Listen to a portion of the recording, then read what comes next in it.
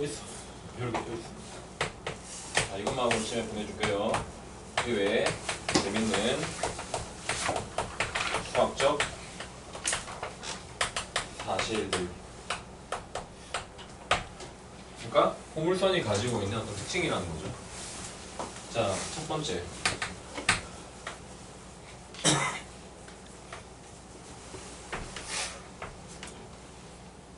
자, y제곱은 4px라고 하는 또 포물선이 있습니다.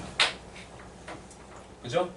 자, 여기에서 위의 점 x1, y1에서 접선의 방정식을 만들게. 그럼 이 접선의 방정식은 y1, y는 2p에 x 더하기 x1이야. 맞아? 예. 근데 여기에 y 절편을 한번 볼 건데 y에다가 0을 한번 대입해 보면 이 i의 좌표가 항상 x가 뭐가 나와야 돼? x 마이너스 x. 마이너스 x1이 나오지. 아, 너는 언제나 마이너스 x1. 그러니까 x1, y1에서 접선의 방정식을 그으면 그 접선의 방정식의 x 절편은 언제나 마이너스 x1이다. 알겠니? 됐나요? 네. 두 번째. 그런 일이 벌어지게 되면 자, y제곱은 4px에서 얘네가 이렇게 끄어졌을 때 자, 초점의 좌표가 p, 0이 여기 있다 치자. 됐니? 그러면 준선은 여기 있어요. 이 꼭지점이 여기 있다. 이게 지금 y축입니다. 됐니? 자, 그랬을 때 어떤 일이 벌어지냐면 이 길이랑 이만큼 길이랑 이만큼 길이가, 즉 초점에서부터 그 x 절편까지의 길이랑 초점에서부터 이 길이가 언제나 같아. 왜 그런 거 하니? 자, 보세요. 이 길이는 뭐랑 같느냐면은 얘가 p면 얘가 p, 0이면 이 길이가 뭐죠? p죠. 그리고 이 길이가 뭐, 여기서 봐봐. 포물선의 정의에 의해서 이 점에서 준선에다가 수선의 발을 내리게 되면 이가 p야. 그리고 이 아이 좌표를 내가 x1, 라고 잡았으면 애초에 이 길이가 x1이야. 그럼 이 길이가 x1 더하기 p지. 그럼 얘가 뭐예요? x1 더하기 p지. 예.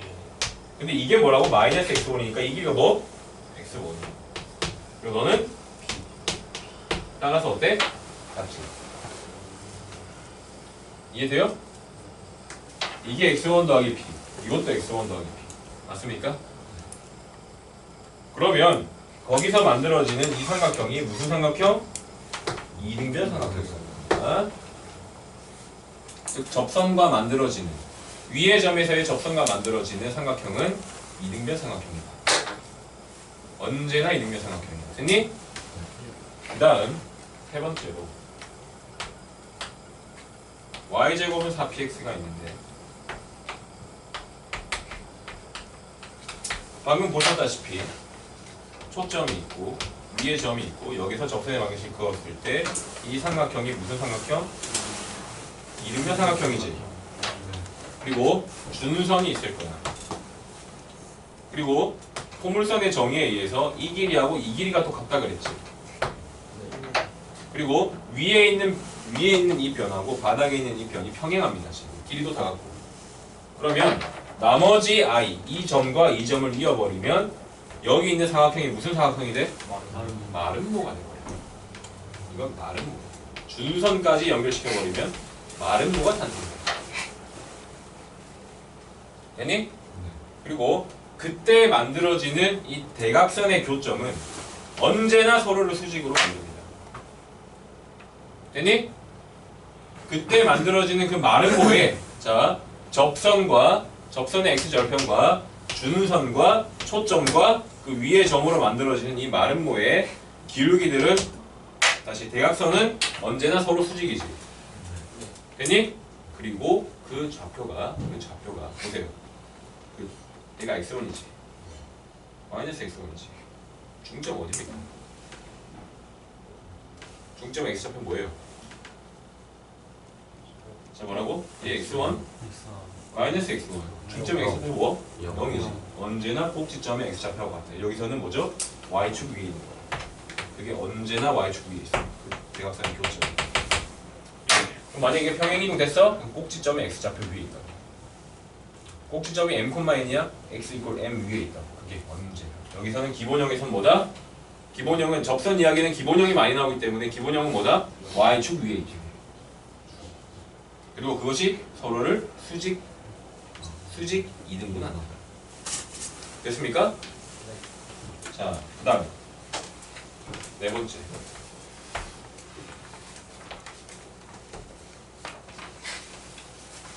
y제곱은 4px가 있어. 초점이 p가 여기 있어.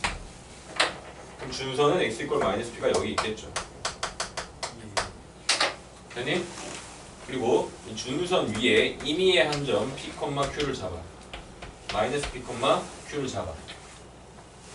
준선 위에 한 점을 잡는다는 이야기야. 그리고 여기에서 접선을 두 개를 그어. 이렇게 만들어지겠지. 이 접선들에 대해서 한번 살펴볼 건데, 자 기울기를 m이라고 해볼게. 이 접선들의 기울기를 m이라고 해서 세워보면은 y는 mx 더하기 m분의 p가 만들어지지. 그리고 그 아이가 이 점을 지날 때의 상황을 보고 싶은 거지. 맞아요? 그러면 y에다가 q를 집어넣고 x에다가 마이너스 p를 집어넣으면 이렇게 만들어지죠. 됐니? 그 다음에 좌변 우변에 m을 곱하세요. 그럼 mq는 마이너스 m제곱 p 더하기 p가 되겠지. 그럼 넘어가면 자 pm 제곱 더하기 qm 마이너스 p 이꼴 제로라고 하는 방정식이 만들어져. 이 방정식의 근이 접선의 기울기들이잖아.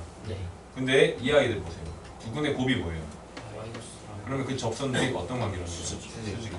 아, 준선에서 근 접선들은 언제나 수직입니다. 준선에서 근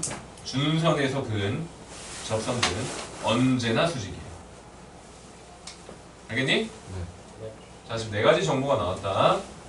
위의 점에서 만들어낸 x 절편들은 반드시 그냥 그 값의 부호가 반대야. 그러니까 꼭지점 기준 x1만큼 갔으면 마이너스 x1만큼 간 게 반드시 거기에 떨어진다는 거예요.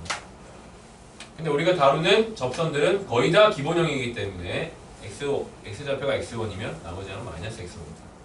그리고 그 점에서 첫 점에서부터 거기까지 맞는 이 길이랑 그 위의 점까지의 길이가 같아. 이등변 삼각형. 그리고 준선까지 포함시켜버리면 마름모가 탄생해. 그리고 대각선이 서로를 이등분해. 그리고 수직 이등분하는데 그 점이 반드시 y축 위에 있어. 그 다음에 준선에서 만든 어떤 접선들은 반드시 수직으로 발사된다. 됐나요? 됐니? 자, 그 다음 5번째.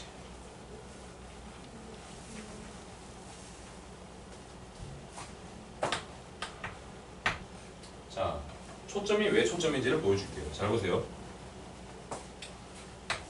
평면 거울이 있어. 예를 들어 평면 거울이 있어. 평면 거울에 빛이 이렇게 쫙 들어오게 되면 라이트가 들어오게 되면 그 빛이 거울에 도달하는 이 지점에 수직의 선, 즉 법선이라고 하는 아이를 기준으로 정확하게 이 아이를 우리는 입사각이라고 합니다.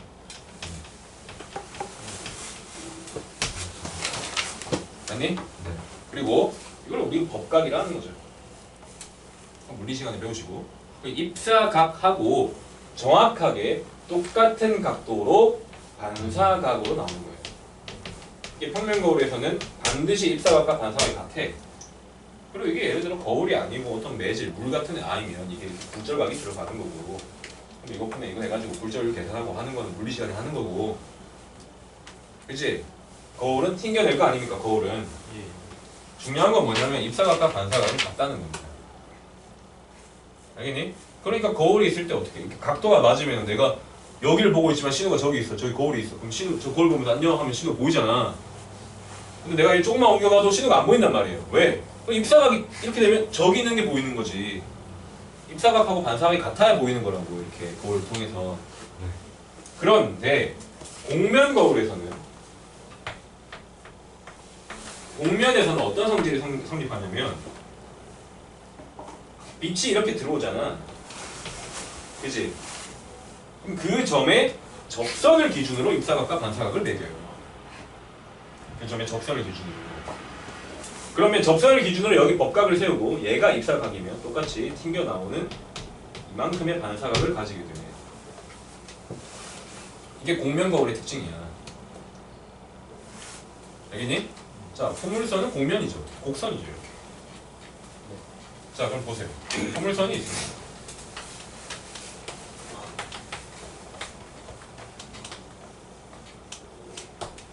y제곱은 4px죠.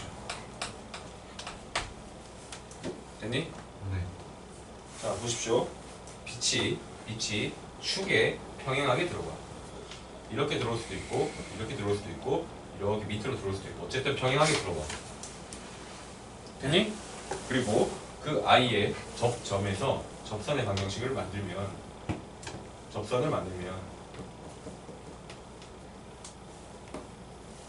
이런 접선이 생기겠죠. 그리고 그 점에서 기준에서 접선을 세우면 요만큼이 무슨 각이 돼요? 입사각이 돼요. 맞니? 예. 그런데 잘 보세요. 얘가 빛이 이렇게 들어오게 되면 이게 축에 평행하기 때문에 이게 세타면 이게 세타야. 언제나. 맞아? 네. 예를 들어서 위에 있는 각이야. 이 점에 대해서 접선을 딱 그었을 때 입사각이 2가 알파면 어딘가에서 만들어지는 2가 알파가 나와버린다고. 맞아? 네. 예. 자, 그런데 아까 우리가 뭘 배웠느냐면 그 x절편하고 초점하고 x절편하고 초점하고 이렇게 이어버리면 이 길이랑 이렇게 이어버리면 이 길이랑 이 길이랑 어떻다? 언제나 같다. 그럼 2가 세타면 2가 세타가 돼. 맞아요? 아, 뭔 소리야? 얘가 세타가 돼. 네. 맞아요? 예. 접선을 기준으로 법선을 세웠을 때 2가 세타가 되어버린다.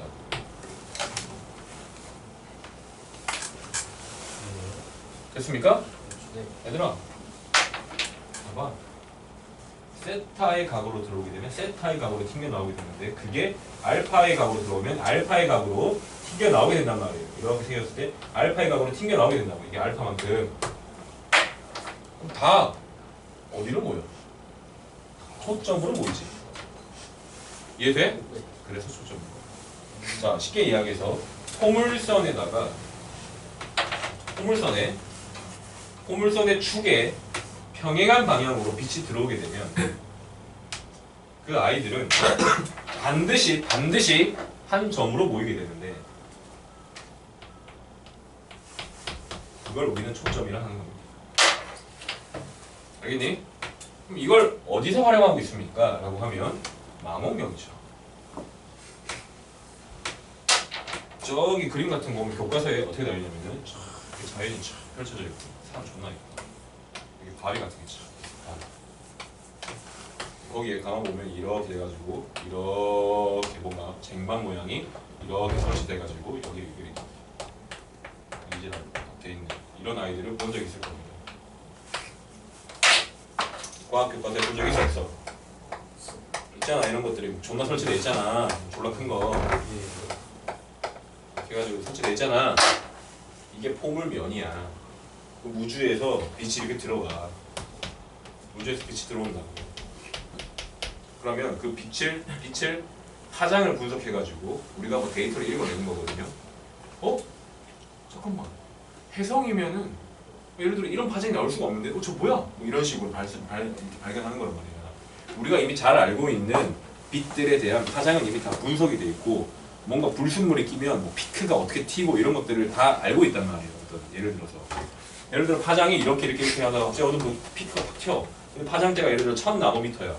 이거는 뭐 탄소가 많은 거야. 예를 들어 이런 식으로 분석한단 말이에요. 탄소가 많네? 저 아이는 다이아몬드로 돼 있나? 뭐 이런 생각을 한다는 거지, 사람들이. 또는 뭐 저 먼 우주에서 오는 빛을 모으면 적외선을 분석하려면은 막 졸라 막 빛을 분석하는 그런 것들은 공학자들이 이미 다 많이 해놨을 거 아닙니까? 탄소가 어떻고 뭐 이런 피크가 뭐 이런 데 튀고 확 피는 뭐 얘는 뭐 1200나노미터면 얘는 뭐 어떤 성분이 들어가 있고 이런 것들을 빛을 분석해가지고 우리가 아는 거라고. 직접 보지는 않았을 거 아닙니까? 그럼 빛을 모아야 될 거 아니야. 최대한 많이. 어디에? 빛을 모으는 장치를 초점 위치에 딱 모아놓는 거죠. 그러면 빛이 이렇게 축에 수직이 되게 들어오는 아이들은 다 여기로 모이게 돼. 수직이 안 되게 들어오면 걔는 튕겨나가겠지. 그럼 적어도 수직이 되게 들어오는. 그러니까 하늘을 향해 수직으로 딱 해놓으면은 수직으로 들어오는 이런 빛들은 다 여기로 모이게 돼. 알겠니? 이게 포물선입니다. 알겠지? 네가 이런 거 해야 돼. 나 커가지고.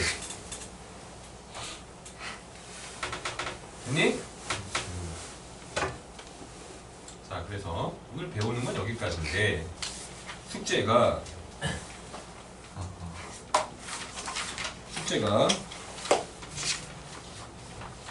일단 64페이지 펴보세요.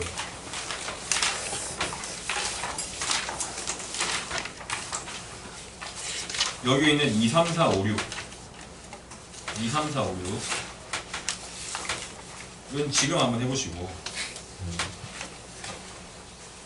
자, 그 다음에 18페이지까지 해보시면 되고, 개념편의 18페이지 그럼 유형편 한번 펴볼래?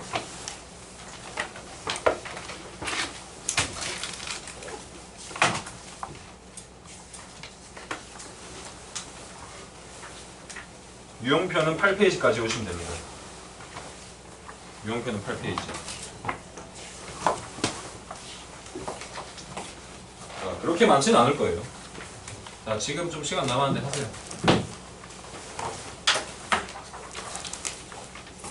신우는 책 사가지고 다 옮겨 적어야 돼.